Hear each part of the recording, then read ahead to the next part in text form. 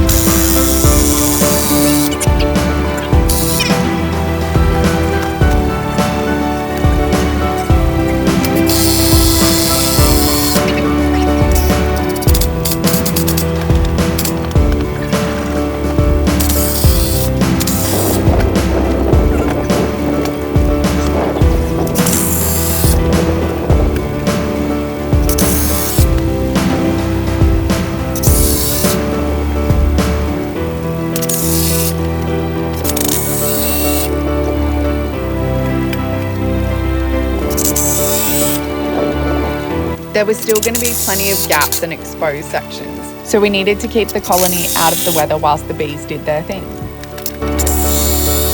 That meant that these little guys were going to find a home under our gazebo for the next couple of months.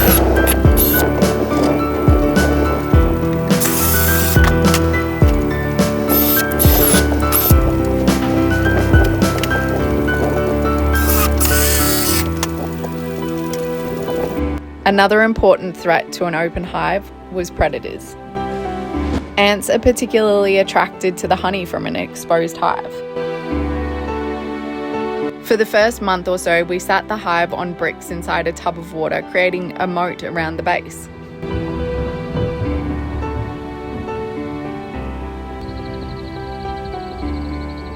From here on out, it was a waiting game, and we got to experience something pretty remarkable. The bees immediately got to work. Every gap, crack, and exposed section that had been created when the log was cut started being repaired. One of the most intriguing things that we got to see was what looked like a huge swarm gathering around the entrance of the hive. For a moment, we thought something might be wrong. Instead, we realised what we were seeing was an orientation flag. Because the hive had moved location, the bees were spending time hovering and circling near the entrance, learning the location of their new home and the surrounding landmarks before heading further afield. Another thing that we noticed is each morning the bees would open up the entrance of their hive. Then as evening approached, they'd begin reducing the opening again before closing it off for the night. After a few months under the gazebo, the colony seemed to be doing really well.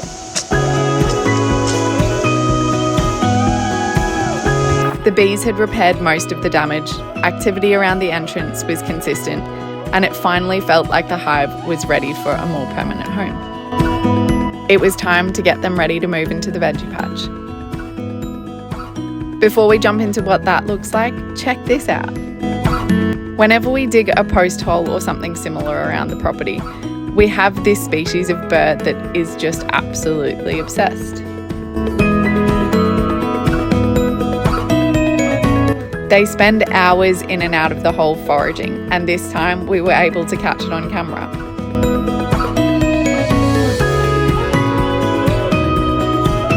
If you know much about this tiny little species, jump into the comments section and let us know.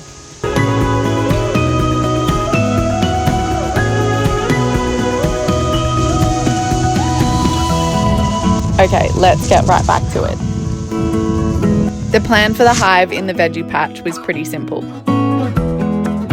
The veggie patch was the most practical place for our new hive to go, and we were hoping it would become a bit of a feature piece.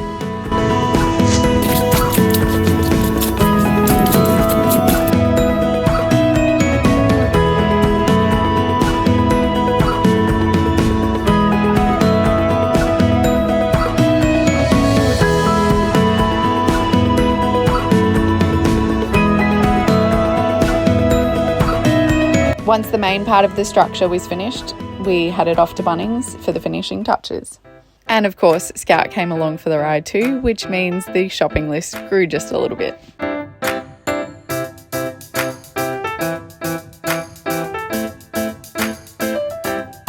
Definitely not a spoiled puppy dog.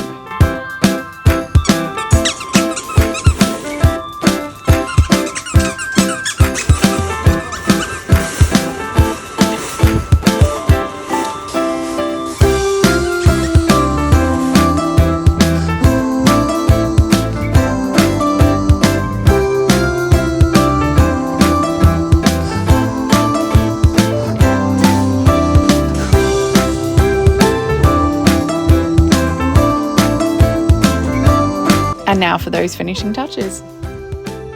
What started out as a bit of a Frankenstein project is slowly turning into one of our favourite features in the garden. Hang around until the end to see the rescued hive in all its glory.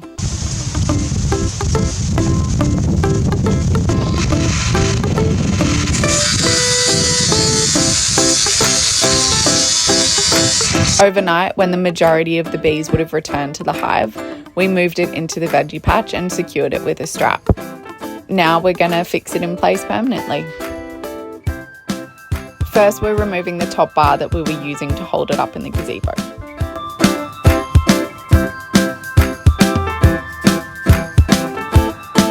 We're going to hold it in place with structural strapping and then pretty it up a little bit later.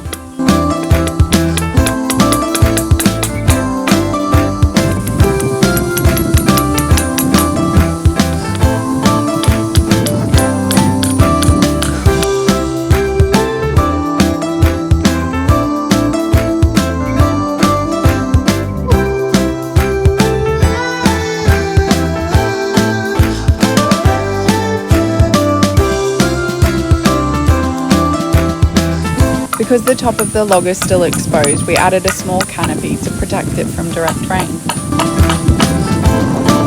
Now to pretty up the strapping. When it came to positioning the hive, we spent a bit of time looking into the recommended orientation for Australian native bees. Our research found that wherever possible they needed a northeast orientation. The idea here is that the hive receives a gentle morning sun, helping warm the colony and encourage activity early in the day, while avoiding some of the harsher afternoon heat.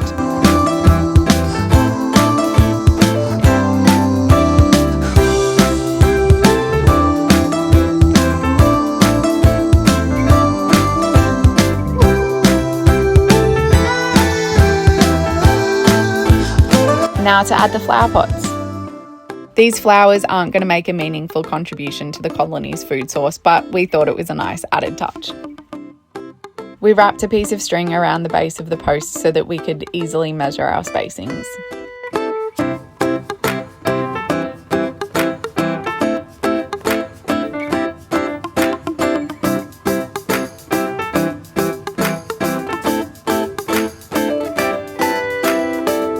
and then it was just a matter of installing them.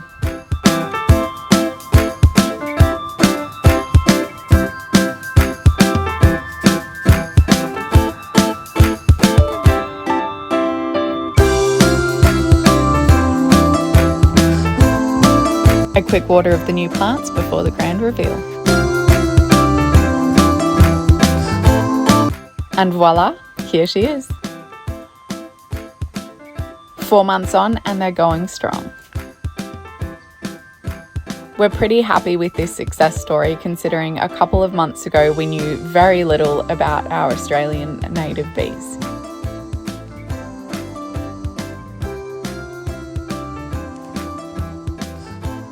That's all from us at Wayback Estate this fortnight. We'll see you next time.